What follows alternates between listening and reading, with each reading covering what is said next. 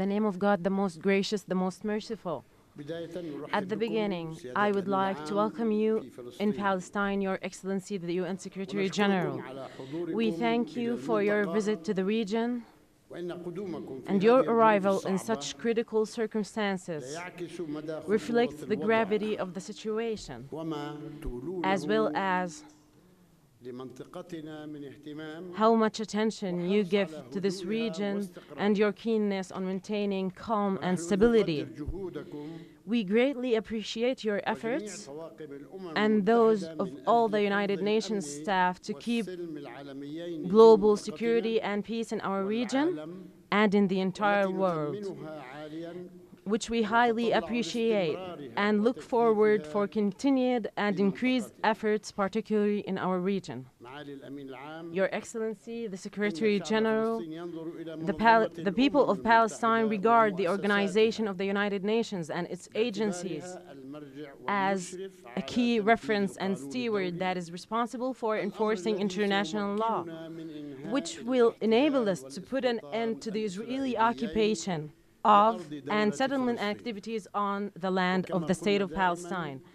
And as we have always said, let's put an end to the longest and hopefully last occupation in history. And that is by implementing the United Nations and international resolutions relevant to Palestine. On the other hand, the state of Palestine will continue with its pursuit to accede to all organizations of the United Nations and join its conventions and treaties in order to safeguard our legitimate rights and protect our people, on hopes that the state of Palestine will be very soon a full United Nations member. We have to recall your great position on the raising of the Palestinian flag at United Nations headquarters. This will be always on your it will be always appreciated by us for your efforts that you exert to help Palestine. The continued occupation and its desecration of its holy Christian and Islamic sites in East Jerusalem, most particularly in Al-Aqsa Mosque, will give way to an undesired and bitter religious conflict, which was opened, of course, unfortunately, which has grave consequences that we warn off. And here we have to stress that it's extremely necessary to preserve the historical status quo and not the fait accompli imposed by Israel since year 2000. Here, Netanyahu makes a mistake when he says that he's committed to the status quo. This is not true. This is wrong. The status quo that has been adopted once again in 1967 and what existed before, this is the status quo that we're talking about, and not what Sharon imposed, President Sharon, Prime Minister Sharon imposed when he invaded and raided Al-Aqsa Mosque. We reiterated to His Excellency, the Secretary General, on our aerial demand to provide international protection for our Palestinian people after we have lost the ability to protect ourselves from the settlers and the Israeli army and the live ammunition used against us. What do we do now? We have nothing to do except ask for international protection. We have no other choice. We hope that you help us to obtain international protection, Your Excellency, in order to protect ourselves and our people from the practices of the occupation and settler violence and terrorism, including collective punishment measures. Collective punishment measures, where does it exist? It only exists in our country. If someone commits a crime, they are punished for it, and their country as well.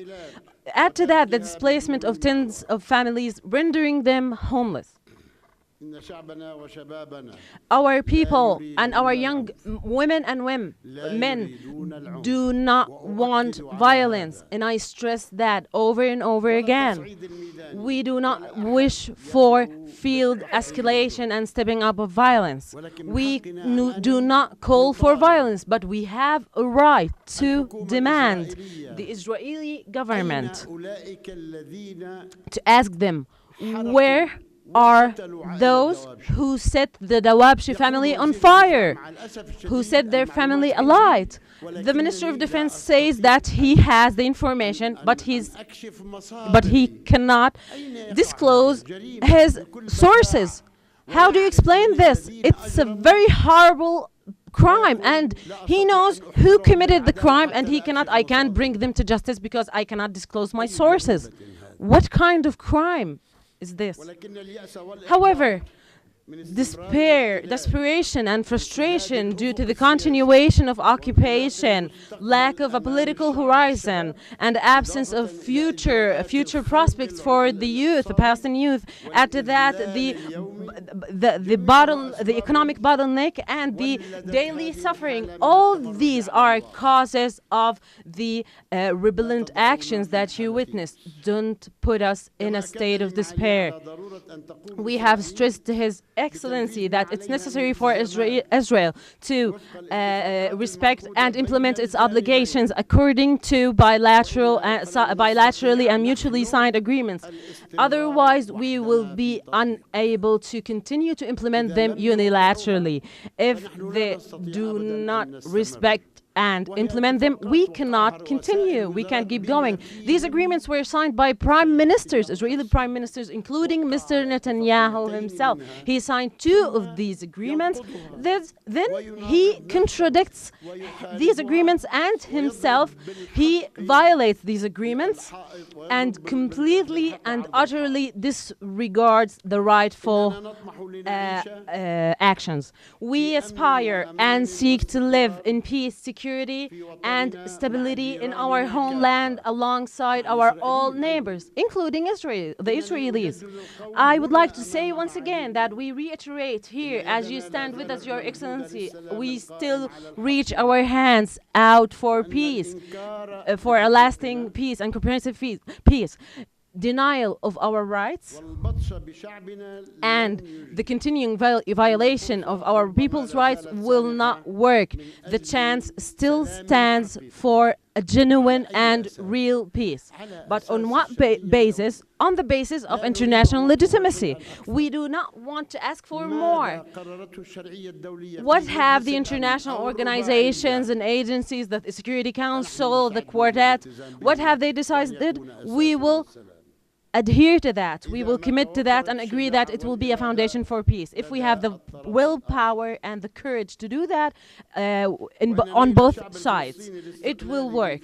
The independence of the Palestinian state for the Palestinian people along the borders of 1967 with Holy Jerusalem, East Jerusalem as its capital, and a solution to the Palestinian refugees problem according to Resolution 194, and the release of all prisoners held in Israeli jails is a sure guarantee for stability and peace in our region and across the whole world. Here I would like to make a brief comment on what Mr. Netanyahu said, that the reason of the Holocaust is not Hitler, but Mr.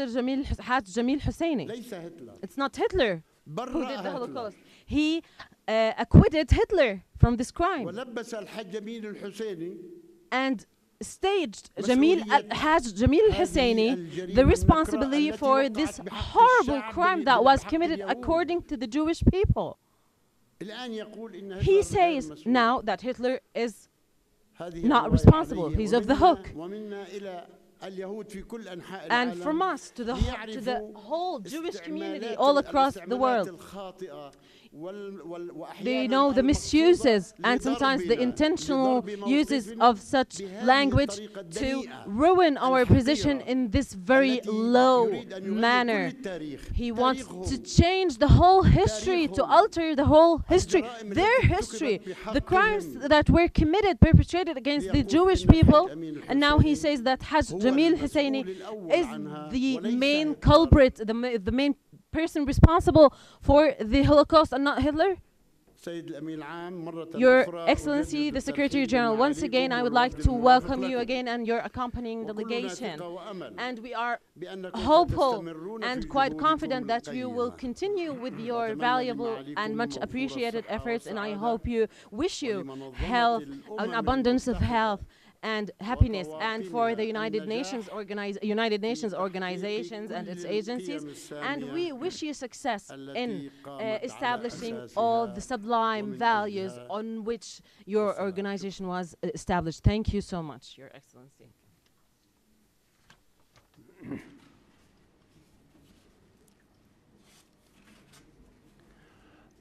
Thank you, Your Excellency, President Abbas. Ladies and gentlemen, senior officials of State of Palestine and United Nations, Salam alaikum, good afternoon. I thank His Excellency President Abbas for welcoming me and sharing his thoughts on the current situation. I have come to Ramallah because I'm very concerned about the dangerous escalation in violence across the occupied Palestinian territory, Israel, and especially in Jerusalem. Let me first offer my deep condolences to the families who are suffering after so many tragic losses and injuries of their family members. I welcome and encourage the efforts of President Abbas to lower tensions and end the hostilities which are creating more victims and suffering on a daily basis. I have been dismayed, as we all should be, by young people taking up weapons and seeking to kill. Violence is not the way. Violence will not bring a just and lasting peace, but will only push back the day when Palestinians will achieve statehood and both sides will live in peace and security. I understand the frustration that comes after years of dashed hopes. But the only way to end the violence is through real and visible progress towards a political solution, including an end to the occupation and the establishment of a Palestinian state living in peace and security with Israel and its other neighbors.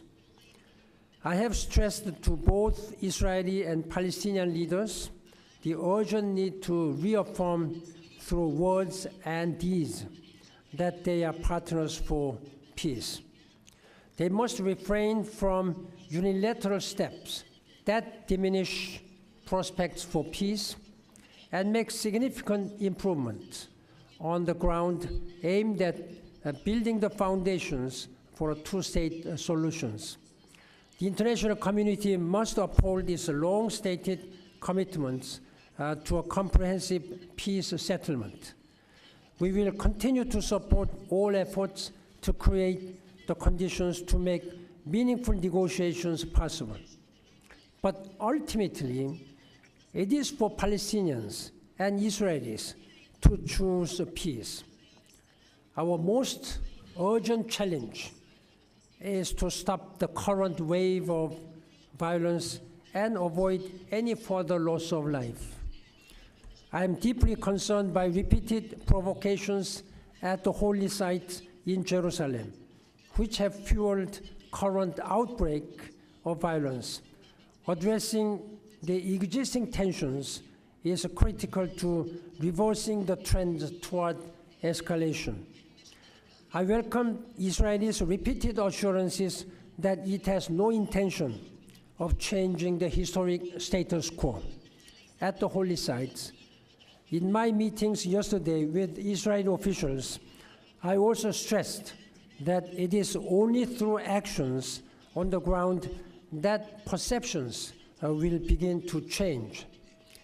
Palestinians and Israeli political community and religious leaders must stand firm against terror, violence, and incitement. The hateful discourse of the past weeks is deeply worrying and must be firmly denounced by all sides. The response by Israel has also added to the already difficult challenges of restoring claim. I emphasize to Prime Minister Netanyahu the urgency of addressing this issue. Of course, Israelis should not have to live in constant fear of the next attack. The situation in the West Bank also deserves renewed attention. Settlement activity by Israel is illegal and only inflames tensions while reinforcing the sense that the viability of the two-state solutions is disappearing. We cannot ignore the sense of desperation that comes with the slow evaporation of hope.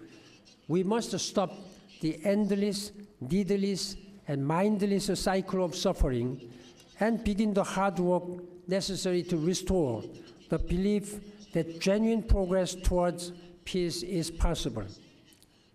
A failure to do so will only embolden the advocates of violence and division. I urge Palestinians and Israelis alike to show courage and find their way back to a meaningful peace process.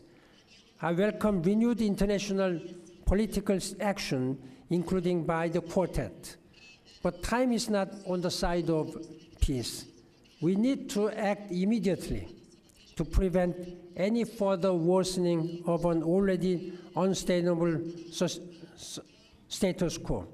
The United Nations will continue to fully support all efforts to achieve a negotiated two-state solution.